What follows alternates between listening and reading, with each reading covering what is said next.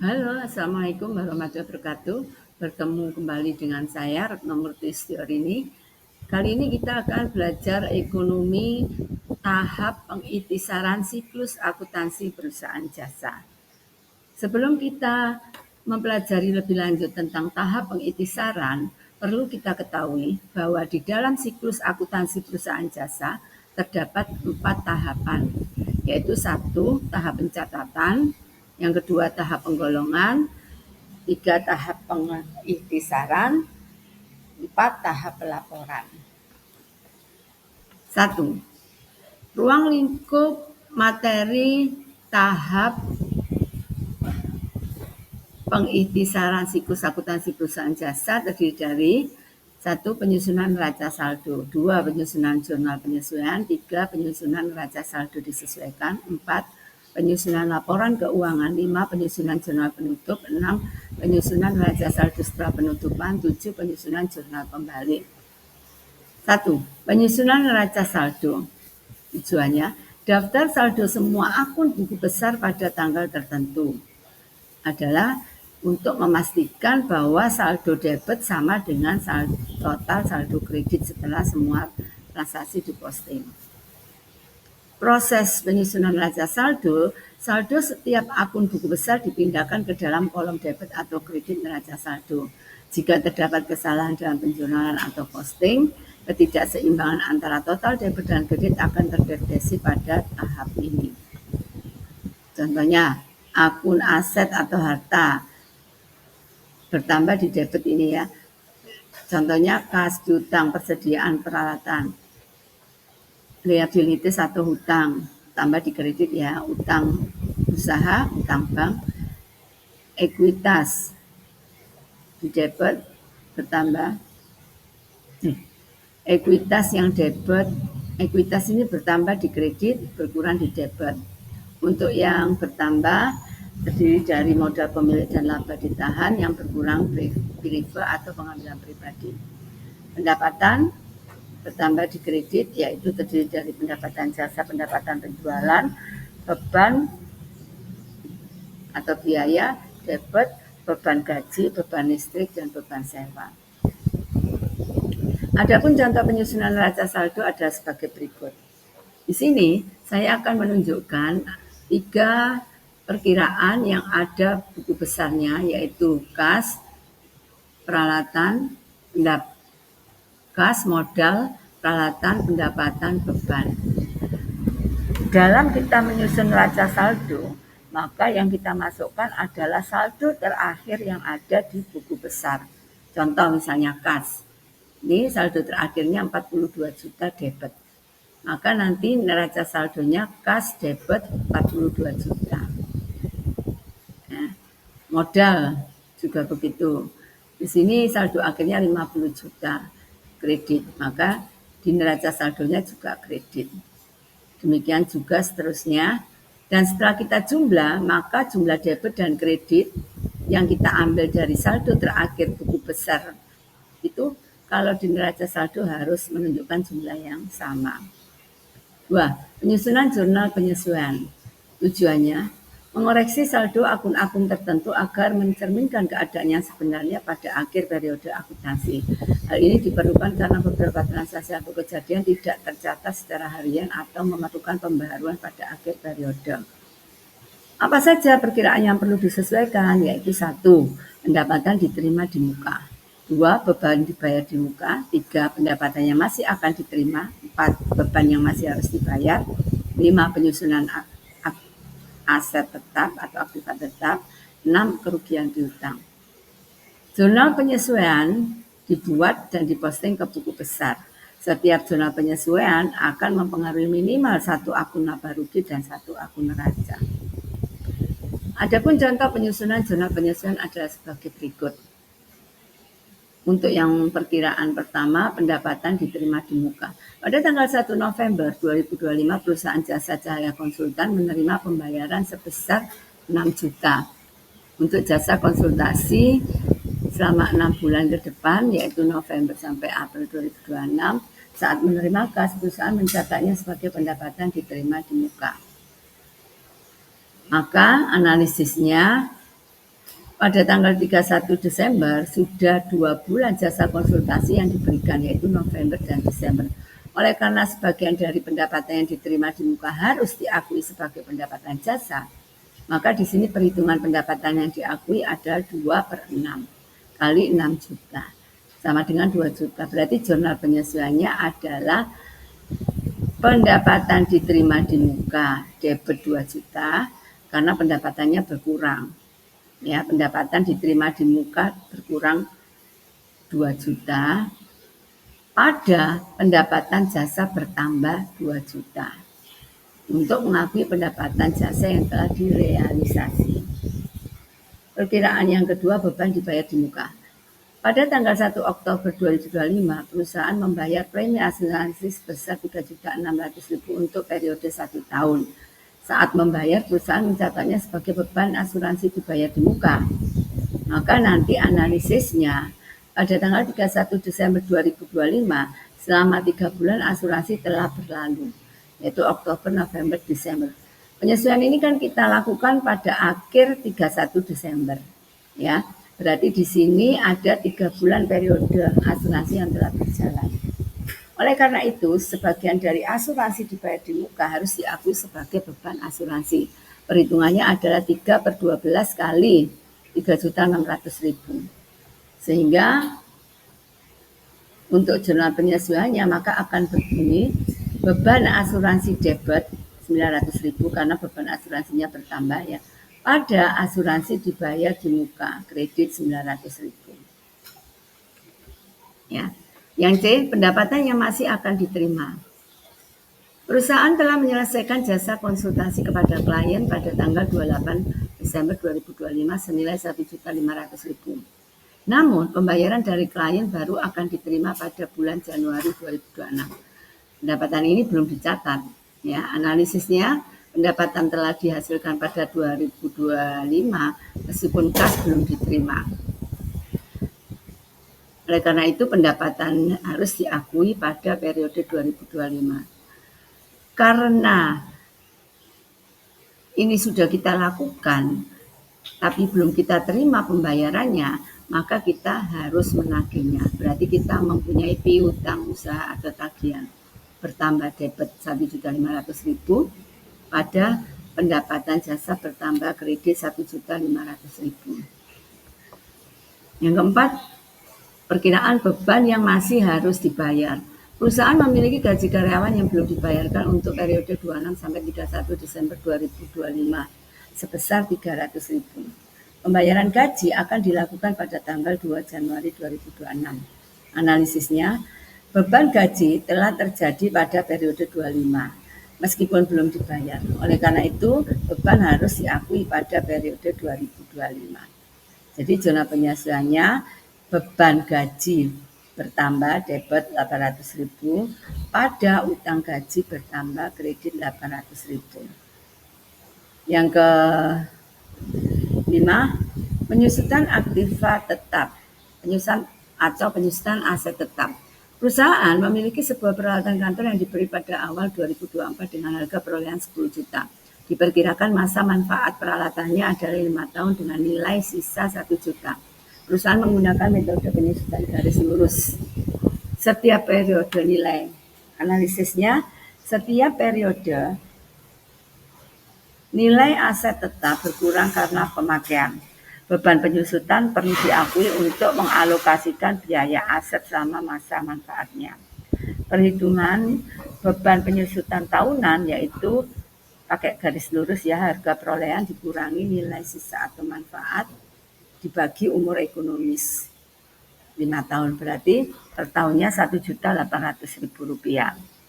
Sehingga jurnal penyesuaiannya adalah beban penyusutan peralatan kantor bertambah debit 1.800.000 pada akumulasi penyusutan peralatan kantor bertambah kredit 1.800.000. Yang keenam, perkiraan kerugian piutang.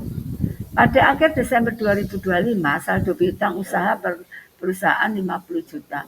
Berdasarkan analisis umur piutang, perusahaan memperkirakan 2% dari saldo piutang usaha tidak dapat ditagih. Analisisnya, perusahaan perlu mengestimasi dan mengakui kerugian piutang untuk mencerminkan nilai hutang yang diharapkan dapat direalisasikan. Estimasinya adalah 2% kali 50 juta, jadi 1 juta.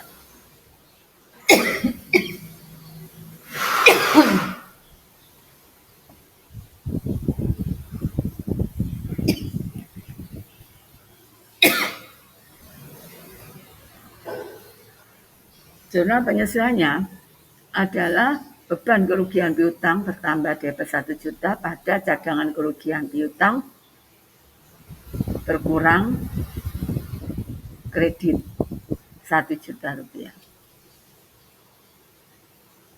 3. Penyusunan neraca saldo disesuaikan.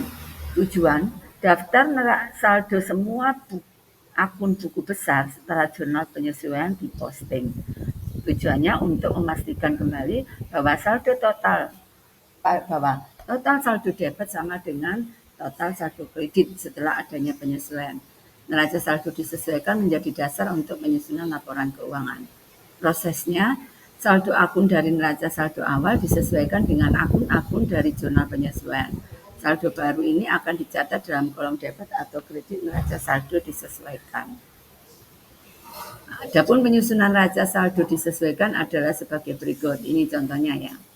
Neraca saldonya seperti ini, kemudian pada akhir periode terdapat jurnal penyesuaian.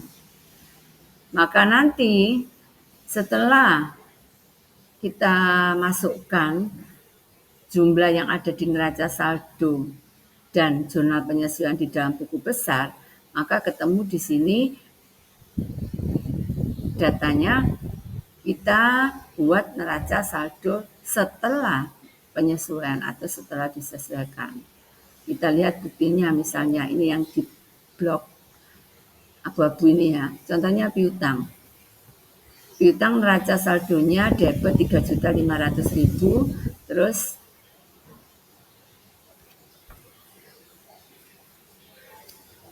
jurnal penyesuaian juga debit 400.000. Berarti buku besarnya nanti saldonya 3.900.000.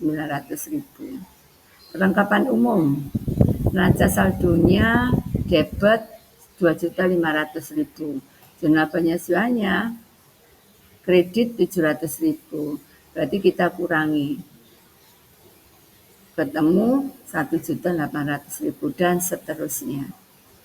Kemudian kita total jumlahnya debit kreditnya harus sama.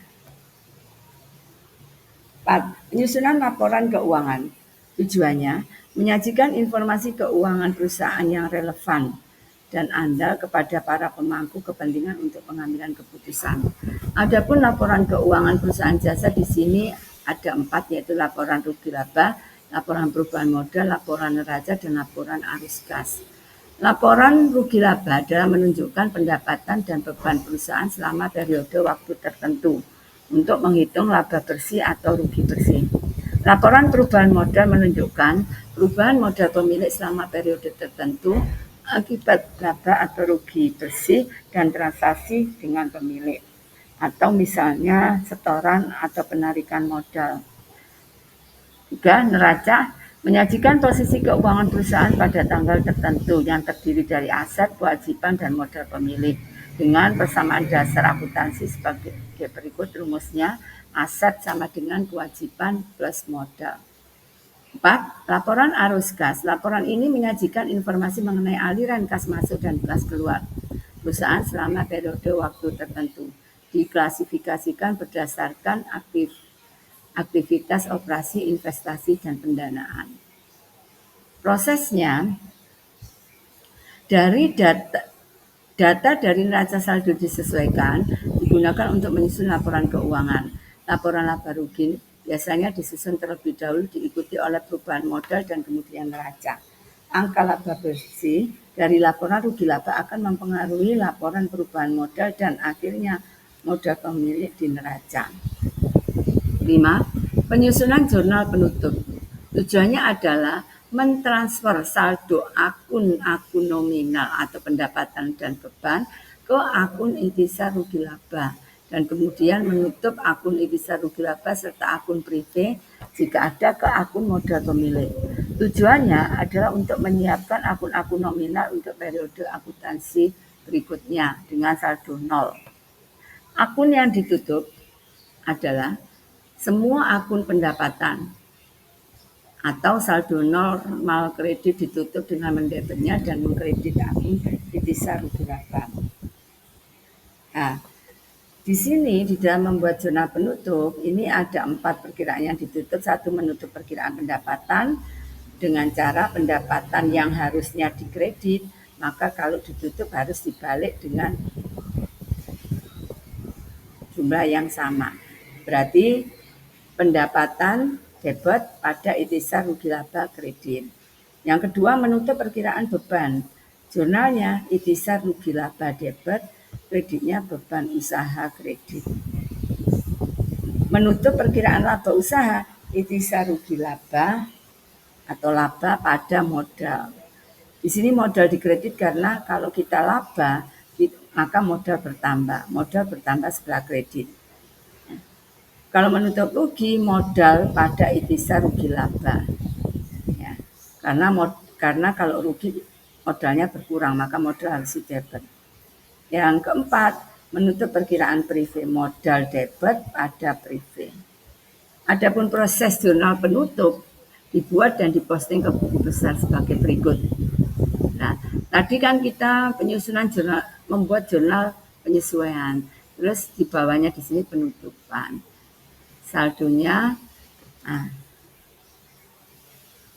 seperti ini. Setelah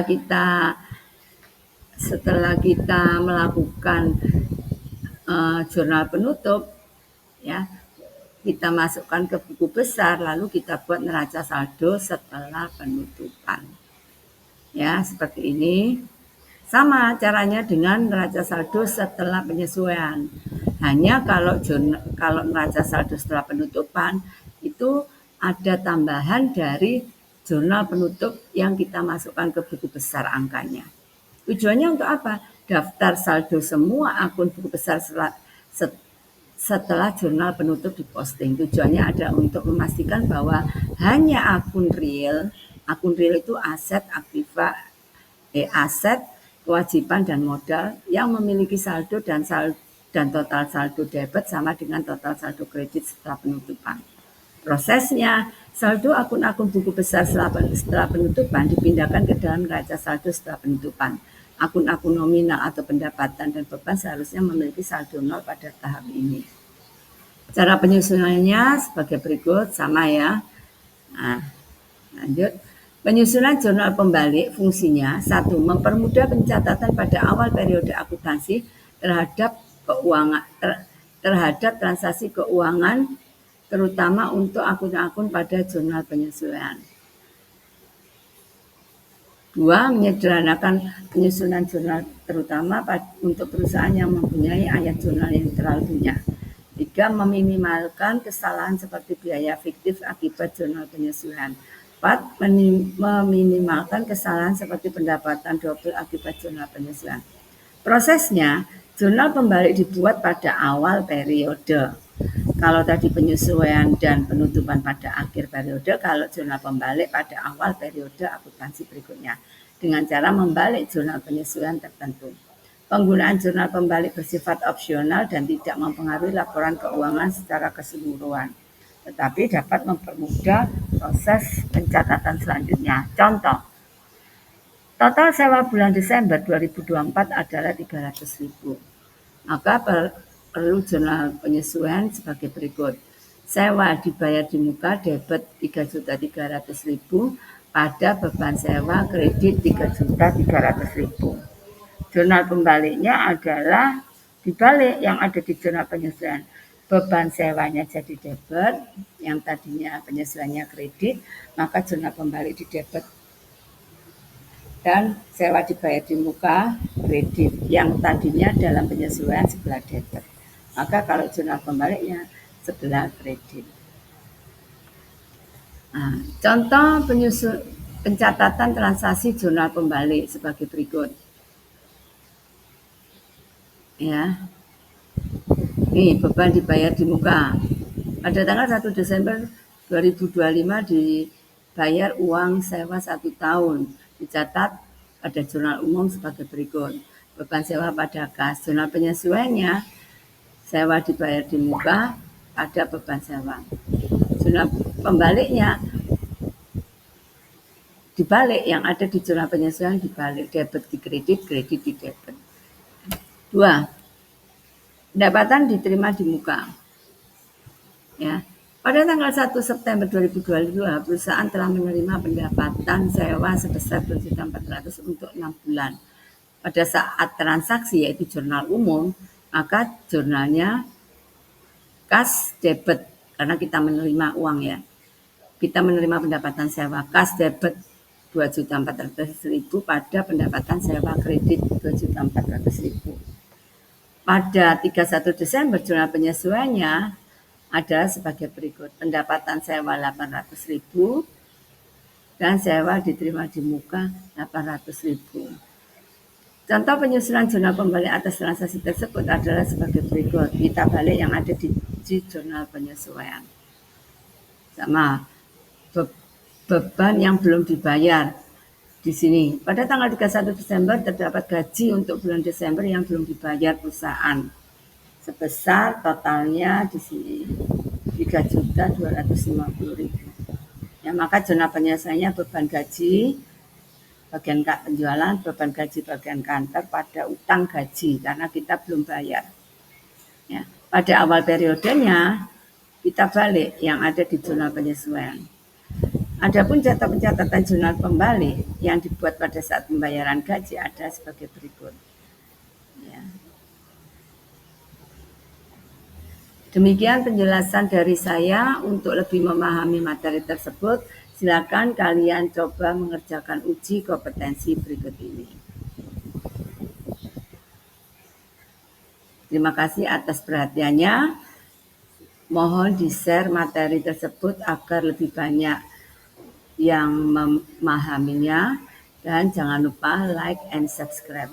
Terima kasih. Wassalamualaikum warahmatullahi wabarakatuh.